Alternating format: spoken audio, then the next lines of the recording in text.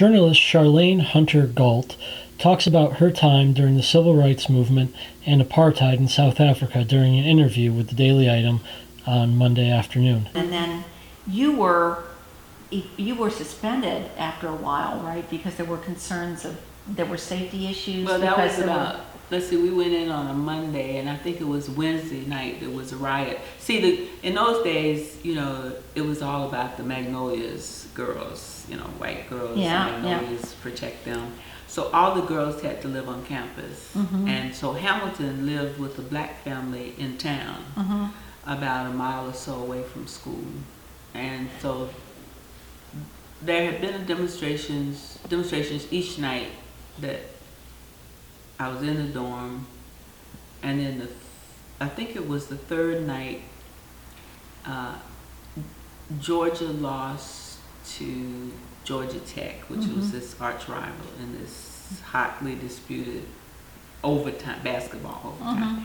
But throughout the day, there had been word spread on the campus to congregate and get a bigger crowd outside my door. But they had been demonstrating the night before, and I had gotten sort of used to the chanting, so mm-hmm. I wasn't paying attention. And all of a sudden, this rock came flying through my window. Wow. And as I said earlier, I was 19, and so the first thing I did was not to take cover, but to look at this glass that had splattered all over my good clothes. I thought, oh my God, look at my clothes, because I hadn't really unpacked. Mm-hmm.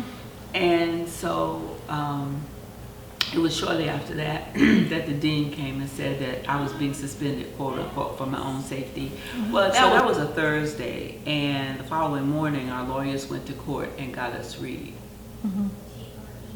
admitted. That was a Thursday. So they decided that we had been through enough so we could stay home that weekend mm-hmm. and go back on Monday, mm-hmm. which is what we did.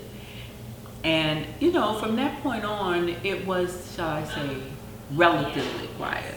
Hmm.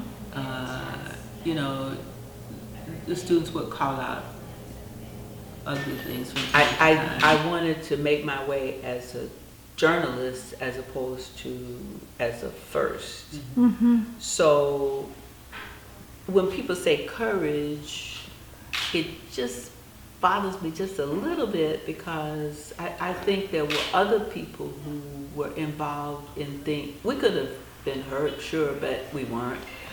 I think of the students in the movement, though, who were actually putting their bodies on the line mm-hmm. in vicious ways, like in Selma. We're not machines. Mm-hmm. So I get to South Africa in '85, and I'll give you a good example of participant observer.